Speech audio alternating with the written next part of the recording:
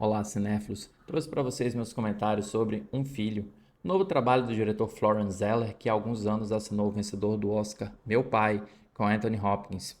Aqui, o diretor adapta mais uma de suas obras teatrais, desta vez contando a história de Peter, um advogado muito bem-sucedido que, ao lado de sua nova esposa, interpretada pela indicada ao Oscar Vanessa Kirby, decidem acolher Nicholas, o seu filho do primeiro casamento com Kate, interpretada pela vencedora do Oscar, Laura Dern. O garoto tem problemas comportamentais, muito deles provocados por uma depressão profunda, a qual ele não consegue entender nem consegue lidar. Um filho é devastador de uma maneira bem diferente do que foi meu pai, ainda que menos eficiente na manipulação de emoções do espectador. Porque, sim, em meu pai, a manipulação emocional era produto da percepção equivocada dos acontecimentos narrados, a partir do ponto de vista de um homem doente e com demência, interpretado por Anthony Hopkins. Em Um Filho, a manipulação é sujeita à cegueira causada pela intensidade de Peter no trabalho e pela intensidade emocional do mundo contemporâneo, que praticamente incapacita alguns pais de perceber o sofrimento extremo que Nicholas está sentindo. O roteiro inicia com o pedido de Nicholas para morar com seu pai, que é atendido pela mãe e atendido com algumas ressalvas pela madrasta, não por má vontade, mas porque ela está esperando a chegada de seu filho. O desejo do garoto é de passar um tempo e restabelecer uma conexão com o pai, embora o pai trabalhe o dia inteiro, viaje com frequência e não tenha tempo de permanecer em casa. Diferentemente de meu pai, em que o design de produção desempenhava um papel central na criação, desconstrução e recriação do olhar e da percepção do protagonista, do público, do universo em que nós estávamos, de tal modo que em meu pai nós víamos aquele apartamento modificar-se com o passar do tempo, quase como um ato de mágica. O design de produção de Um Filho é pragmático, realista e até de certa forma bastante acolhedor. Isso porque não é o mundo externo que provoca a depressão de Nicholas, é o que habita dentro dele e às vezes não consegue traduzir em palavras. Além de faltar às aulas do colégio para perambular pela cidade, além de se machucar para sentir algo concreto em sua pele, alerta vermelho inclusive para que a família tomasse alguma providência, Nicholas aprende a mentir. Aprende a falar aquilo que ele espera que os pais desejem ouvir, desejem escutar, desejem acreditar na maior parte do tempo. Porque é muito mais cômodo fingir que está tudo bem do que de fato fazer com que tudo fique bem. A racionalidade e a autoconfiança de Peter, que são realçadas pela ótima atuação do Hugh Jackman, impossibilitam-no de perceber um instante que deve agir. E, quando decide agir, não sabe muito bem o que fazer. Muitas vezes passa do ponto aceitável. As boas intenções de Peter não o capacitam para ser um bom pai. Não o capacitam para não repetir os mesmos erros que o pai cometeu consigo, em uma participação breve, mas bastante marcante de Anthony Hopkins. As boas intenções de Peter não ajudam, portanto, para consertar Nicholas, pois o filho não precisa de reparo, precisa de acolhimento, precisa da presença do pai. E ele tenta, o garoto tenta muito. Ele muda-se de casa, ele esforça-se a sorrir, mas ele não consegue superar a angústia profunda que ele sente. Não basta apenas terceirizar o tratamento com o psiquiatra.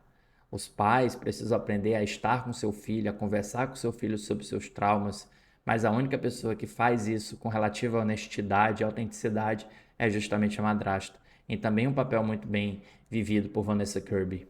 A trama sabe exatamente para onde está dirigindo o espectador. A partir de certo instante, percebemos que o roteiro só pode concluir a história da família de uma forma. Qualquer alternativa que tomasse seria desleal com o investimento emocional do público, ainda que pudesse ser artificialmente gratificante.